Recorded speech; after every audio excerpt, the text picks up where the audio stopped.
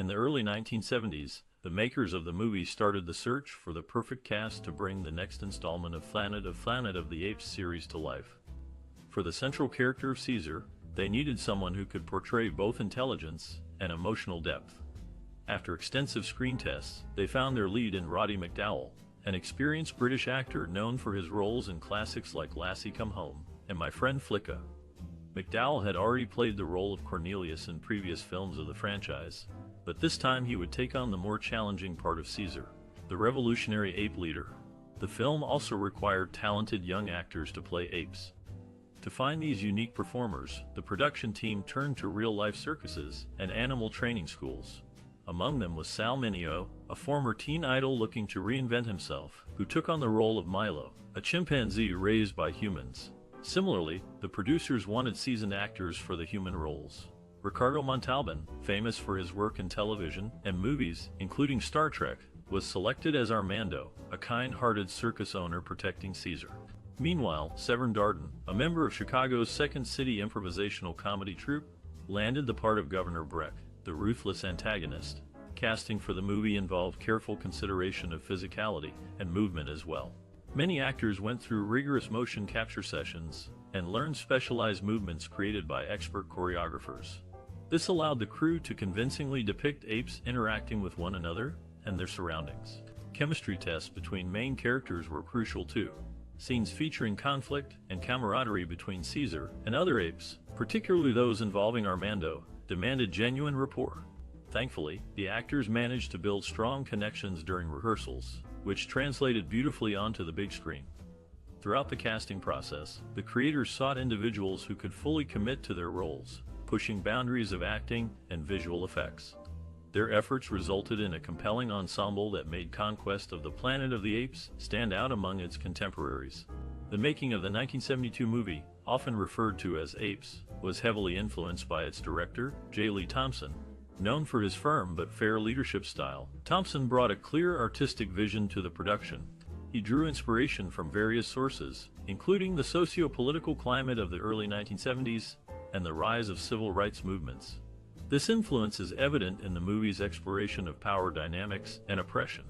Thompson's directional style was characterized by meticulous planning and a focus on visual storytelling. He worked closely with cinematographer Bruce Surtees to create a distinctive look for the film.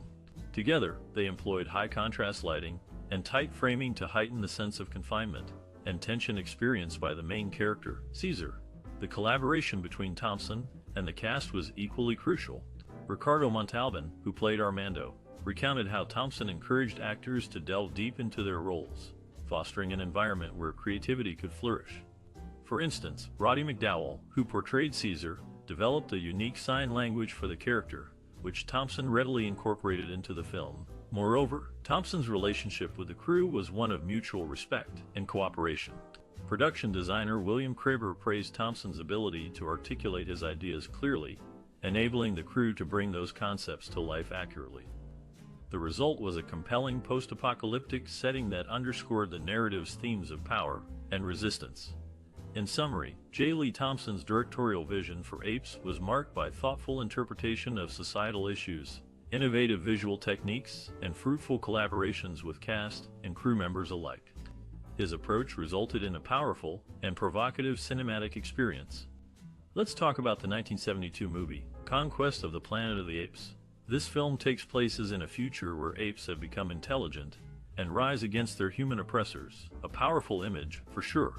One scene that stuck with me is when the lead ape, Caesar, is mistreated by humans, igniting his desire for revolution. It's both heartbreaking and inspiring, showing the consequences of cruelty and the strength found in fighting for freedom. Do you have a memorable moment from this movie? Maybe it's the chilling performances or the thought-provoking storyline. We'd love to hear your experiences in the comments below. For me, another unforgettable aspect is the way the movie makes us reflect on our relationships with animals and power dynamics. It really gets you thinking. So, share your favorite moments, thoughts, and questions about Conquest of the Planet of the Apes. Let's discuss what makes this movie special and its impact on audiences worldwide. In the early 1970s, the production of the movie started with meticulous set design. The team transformed ordinary spaces into futuristic environments, blending advanced technology with simplicity. For instance, they created Ape City by merging simple plywood structures and minimalistic decoration to represent a dystopian society ruled by humans. This approach allowed audiences to focus on the story rather than being distracted by overly complex settings. The film was mostly shot in Los Angeles, utilizing various locations like downtown LA, Century City Mall, and Fox Studios. One notable challenge was transforming these urban landscapes into believable future settings while minimizing disturbance to daily activities. To achieve this, shooting often took place late at night or during off-peak hours. A key innovation for the time was the extensive use of animatronics, especially for the Apes' performances. Instead of relying solely on costumes and human actors, the crew utilized mechanical heads controlled by rods and cables. These detailed appliances captured subtle facial expressions more realistically, enhancing audience immersion. Additionally, trained chimpanzees were used where practical, but their roles were limited due to ethical considerations and technical constraints. However, managing both man and machine wasn't easy. Coordinating between animal trainers, puppeteers inside the animatronic suits, and live actors proved challenging. Scheduling became critical to ensure everyone involved had enough time to prepare and perform their tasks efficiently. Despite these hurdles, the combination of traditional acting and cutting-edge technology resulted in highly convincing ape characters. Another aspect requiring careful planning was stunt work and choreography. With numerous fight scenes involving apes and humans, safety was paramount. Stuntmen practiced extensively before filming began, perfecting each move under the guidance of experienced coordinators. Although some risks remained inherent, thorough preparation significantly reduced potential accidents. Overall, despite facing several logistical challenges, the makers of this movie successfully combined creative set designs, innovative animation techniques, and skillful performances to deliver a compelling science fiction tale. The movie, known simply as The Show, takes place in a dystopian future where apes have become intelligent and taken over society. The main character, Caesar, is a highly intelligent ape played by Roddy McDowall, who leads an ape rebellion against their human oppressors. The film was released in 1972 and directed by J. Lee Thompson. At the time, it was considered groundbreaking for its depiction of animals as sentient beings capable of complex thoughts and emotions. McDowall's performance as Caesar was particularly praised for his ability to convey both strength and vulnerability. The Show is actually the fourth installment in the original Planet of the Apes series, but it stands alone as a compelling story with strong themes of social justice and civil rights. While some elements may feel dated, the film remains relevant today due to its exploration of power dynamics between different groups and the consequences of unchecked authority. Overall, the show offers a unique blend of science fiction, action, and drama that continues to captivate audiences nearly 50 years after its release. Its thought-provoking themes and memorable performances make it a must-see for fans of classic cinema. In the creation of Conquest of the Planet of the Apes, the musical score played a crucial role in emphasizing the narrative's tension and emotional depth. Composed by the talented Laura Schiff and her team, the music was designed to underscore the growing unrest between apes and humans. To achieve this, they incorporated percussive elements, discordant strings, and haunting woodwinds into their composition.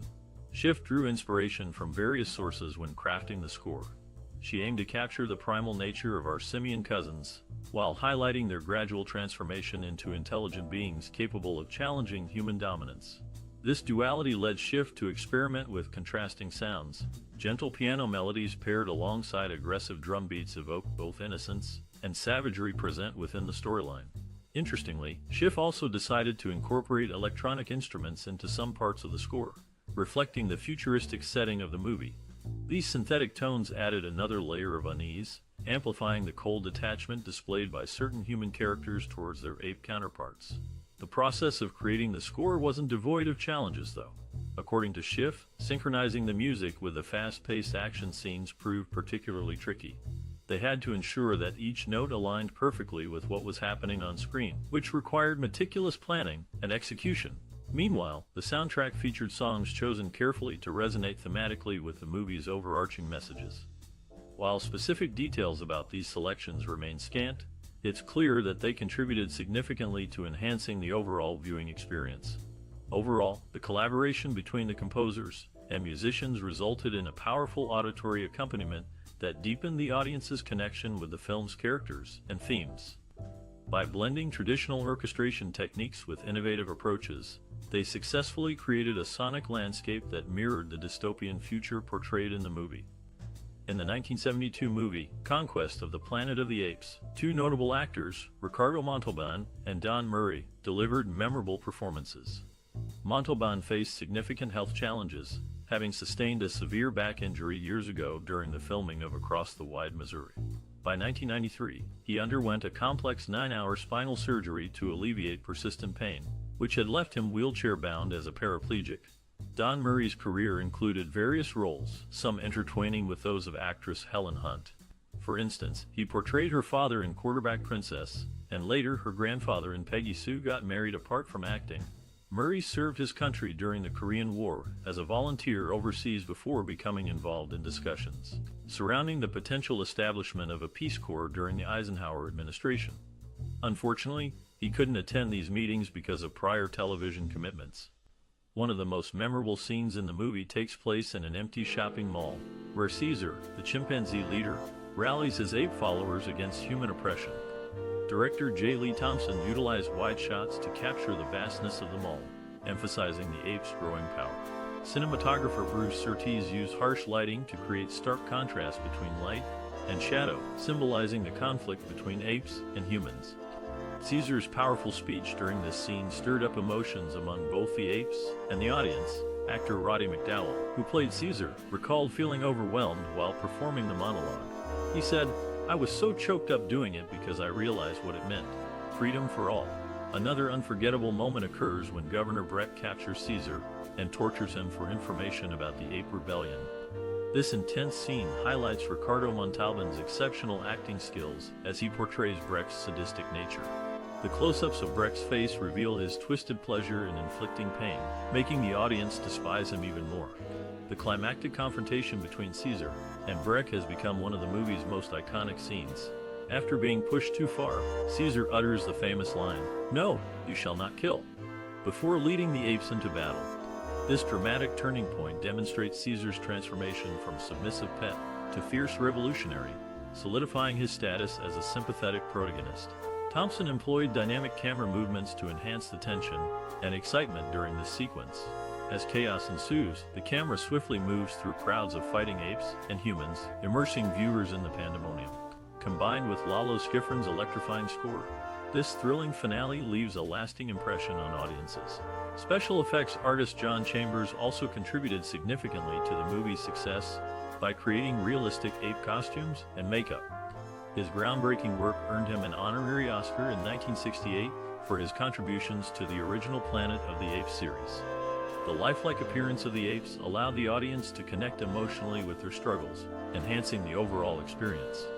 Gordon Jump, known for his role as the Maytag repairman in commercials, also appeared in many of those ads, playing a lonely repairman. Roddy McDowall, who has been in 3 different Batman series, played the Bookworm in Batman, and the Mad Hatter in Batman the Animated Series, and its spin-off The New Batman Adventures. These roles showcase his versatility in acting, making him a favorite among fans. Released in 1972, this movie struck a chord with audiences due to its unique storyline and commentary on societal issues. The film revolves around apes becoming increasingly intelligent and challenging human authority, which many viewers found thought-provoking. The movie tapped into prevalent concerns about power dynamics between different groups, reflecting ongoing debates about discrimination and civil rights. Audiences were drawn to the bold representation of these themes through the lens of science fiction. Moreover, the movie significantly influenced popular culture by inspiring subsequent films in the Planet of the Apes series. Its innovative concepts continue to reverberate today, influencing various forms of media and art. Beyond entertainment, the movie sparked conversations regarding animal rights and humanity's relationship with nature. By anthropomorphizing apes, it invited viewers to question their perceptions of superiority over other species. Overall, while this film might seem like mere science fiction, its exploration of complex socio-cultural topics ensured its lasting relevance and influence. Even now, its echo can be traced across numerous aspects of modern discourse. In the 1972 movie, Roddy McDowall shared a close bond with his Cleopatra co-star, Elizabeth Taylor. Their friendship started on the set of Lassie Come Home in 1943, and remained strong until McDowall's passing in 1998.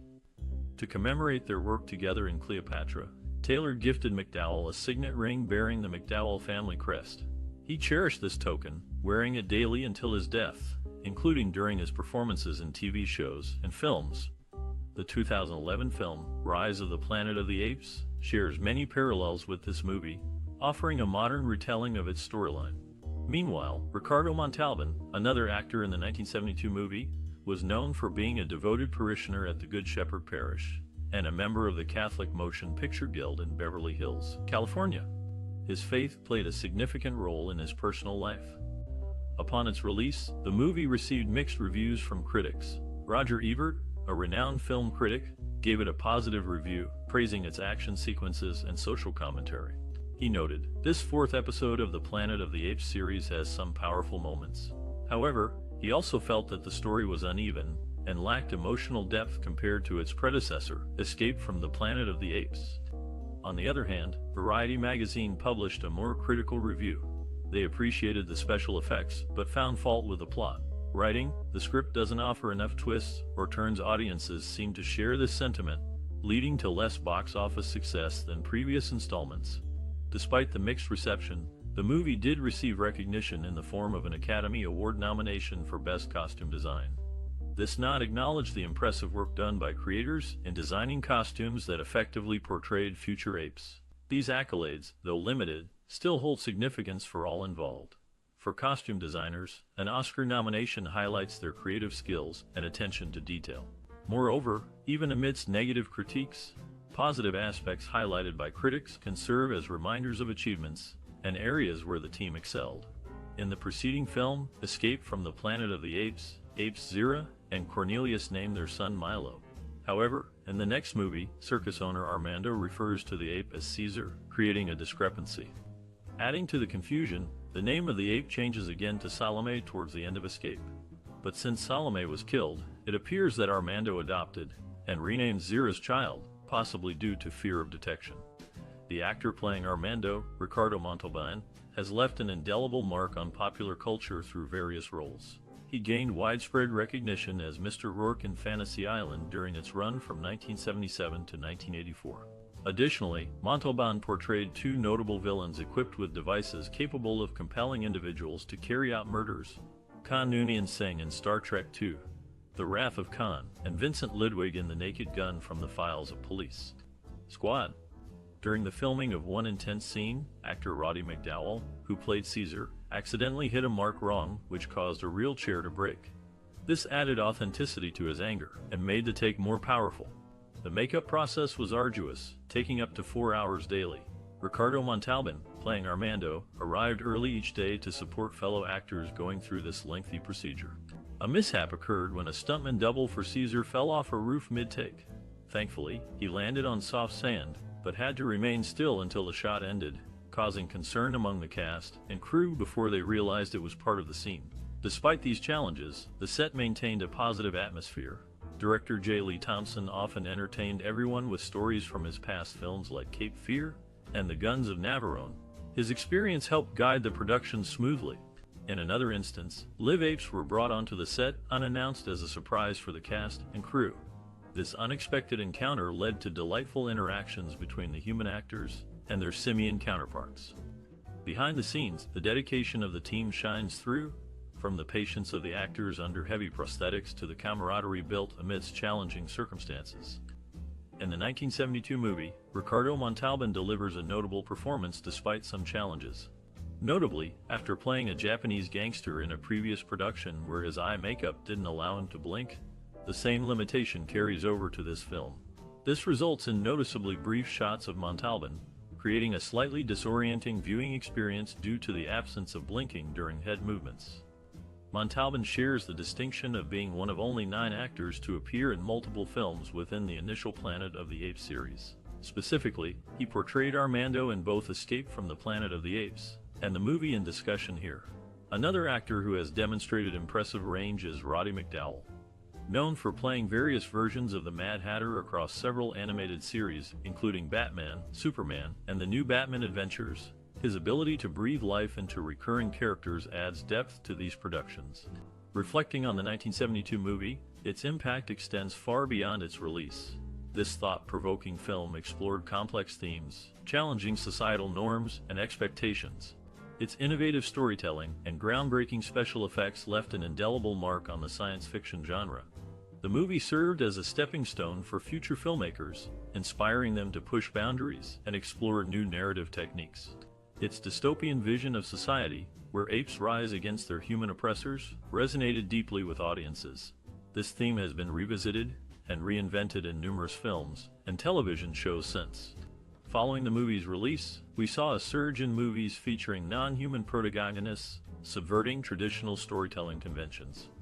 Furthermore, the film played a significant role in shaping modern blockbusters, demonstrating how compelling narratives could intertwine with spectacle and action. This movie also sparked conversations around animal rights and civil disobedience, further cementing its status as a cultural milestone. Even today, its influence can be traced across various media, attesting to its enduring appeal and relevance. As time goes by, it seems certain that this film will continue to inspire and captivate viewers for generations to come. The film takes us to the year 1991. Notably, the movie features Roddy McDowall, who holds a unique distinction of having portrayed villains in both Batman and Batman the Animated Series, making him the only actor to do so.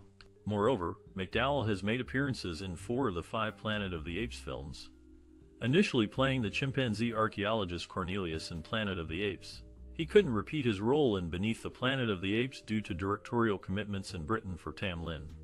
Instead, David Watson took over the role, but McDowall returned and escaped from the Planet of the Apes, and subsequently as Caesar, Cornelius' son, in the current film, and its sequel, Battle for the Planet of the Apes. In the 1972 movie, both Roddy McDowall and Paul Comi share the screen once again, having previously co-starred in a 1960 episode of The Twilight Zone. Their roles in the film involve apes, a stark contrast to their earlier sci-fi appearance where they played human astronauts landing on Mars.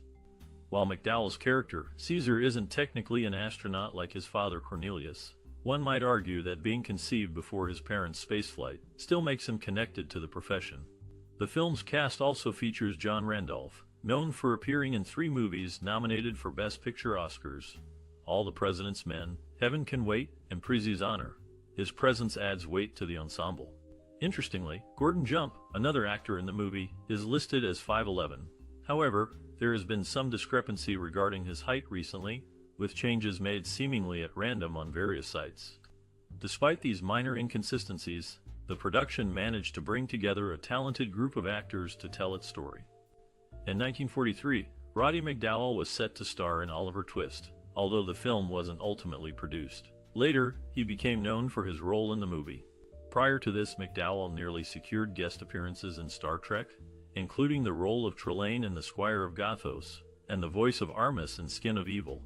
Additionally, he was considered for the part of Constable Odo on Star Trek Deep Space Nine. On the other hand, Natalie Trundy gained recognition in the early 1960s when she was dubbed Debutante of the Year by the New York Post. A Society reporter, Doris Lilly, accompanied Trundy for 5 consecutive days to document her daily life and activities during that time. Like McDowall, Trundy also appeared in the movie. Both actors brought their unique experiences and talents to the film, contributing to its overall appeal. Their careers prior to the movie demonstrate their versatility and adaptability in the industry. In the making of this movie, changes were made to some of the characters. Actor Gordon Jump took over the role of All Lonely after previous actors Jesse White and Tom Petty. Additionally, Buck Kartalian, known for his role as Julius in the first film, now plays the guerrilla slave named Frank. The lead actor, Roddy McDowall, had a notable career beyond just acting in this movie franchise. He appeared on popular TV shows like Batman and its animated counterpart. Interestingly, he even served as the reader for the book-on-tape version of the 1989 Batman film. These roles demonstrate the range and depth of McDowall's talent in the industry. Don Murray, a graduate of the American Academy of Dramatic Arts in 1948, played a significant role in the movie. Initially, the script presented a more vivid depiction of the apes' quick transformation from basic to advanced intelligence. It also illustrated how apes evolved from being mere pets to becoming slaves.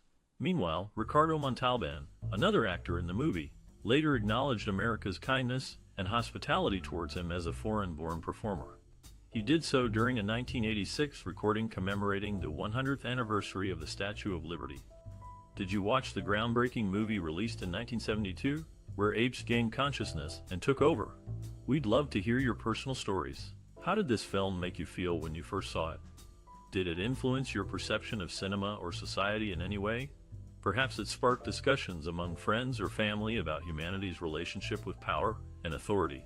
Or maybe it inspired you to explore other films that challenge societal norms. Whatever your connection may be, we want to know.